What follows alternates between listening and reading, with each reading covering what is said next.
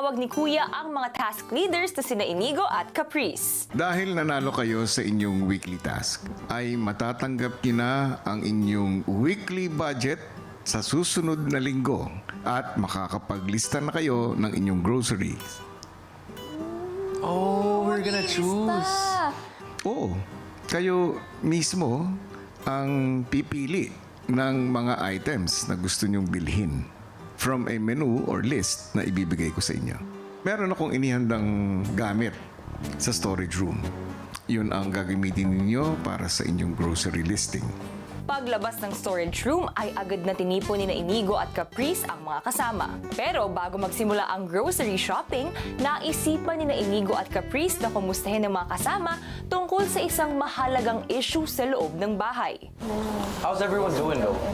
We're happy, we're alive, and we're hungry. Hungry. So hungry. Honestly, I just want to know how everyone's feeling first. Marco, since you're the first one, I'll ask you first. How do you feel about the proportions of the food? Like without this, just every day, so far. No, kasi may times na may mga nauunang kumain and may mga hindi nauunang kumain. So, basically, parang nagkakaroon ng difference yung proportions kapag nangyayari yun. Minsan po kasi may mga kumukuha ng sobra tapos may mga natitira. Yun nga po. Late na po kasi yata kami nakakain nun tapos si Carmel po yata may nakuha pa siyang malaking portion ng food. Pero hindi na po niya kayang ubusin. Kaya tapos na rin po lahat kumain kaya hindi po nakain yung pagkain. May ampalaya po yun. Ako po kasi nag-ano lang po ako nun nag-itlog lang po ako nun kasi late na po ako dumating. Tapos yung ulam na ampalaya mismo, hindi po ako nakakain. I really think na kaya pa ng more. More food, more rice. In general. Kinokonek ko lang to sa sinabi ni Marco na pag may mga galing sa task or may mga huling umuupo, sana may magtira. Kasi, syempre. And as always, sharing is caring. Lahat tayo. And yun nga, I have to agree, more ulam. Yeah, more ulam. Kasi, pinapabawas na tayo ng pabawas sa ano. Yeah. Oh yeah, also, iwas ng tira. Nakikita ko sa mga plato ng iba may mga leftovers. And that's kinda Really? ano.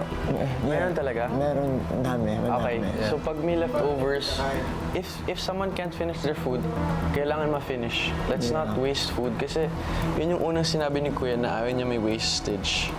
So pag may nakita ka, just offer it and call out if you really can't finish. So finish what's in the plate talaga. Yes. May housemate po na kumukuha rin po ng maraming serving pero hindi po nauubos. Kaya in-advisean lang po namin sa lahat na sana yung mga bagay or mga pagkain na kukunin nyo is yung alam nyo yung kaya nyong ubusin. Maaari ko bang malaman yung tinutukoy mo? Sino siya?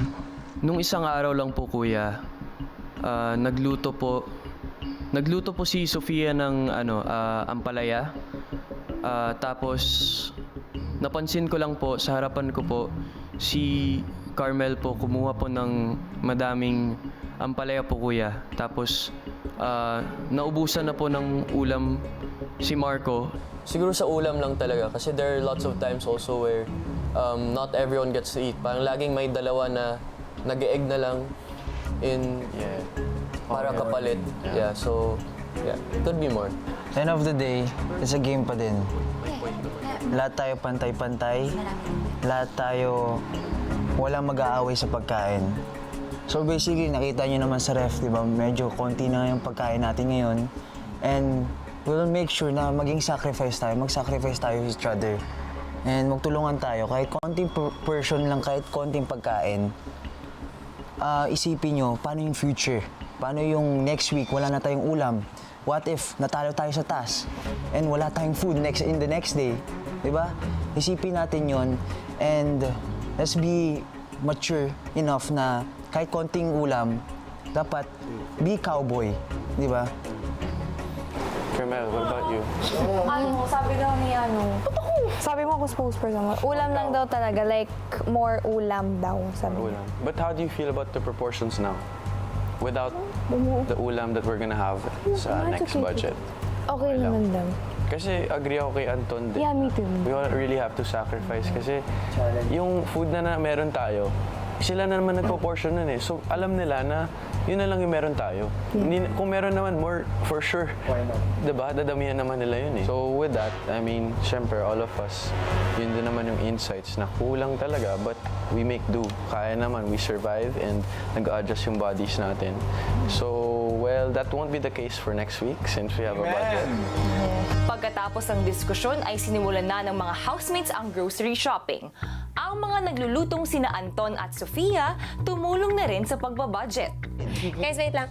Would it be okay kung it's either chicken or pork lang tayo? Kasi ang mahal talaga ng beef. Everyone is okay with it? Yes, yes. Habang abala ang lahat, ang nakamasid namang sina Carmel at Crystal, Sabi ko, ano sabi daw kasi ni Krista? Hindi talaga. Tanong pa ako ni Inigo. Sabi ni Inigo, ikaw, Crystal. So everybody thinks it's your Hindi naman ako kumain. It's your idea. Hindi na ako kumain ng 5 araw. Sabi ko pa kulang yung ulam. Pare-pares. Hindi naman ako nagreklamo. Sabay tayo kanina. Kakahiya. Kasi patay gutom ako. Kaya na pumili, okay na ako. Ako din ako mag-iinarte. Pero kung move na ako kanina. Papayan ko pa sarili ko ngayon.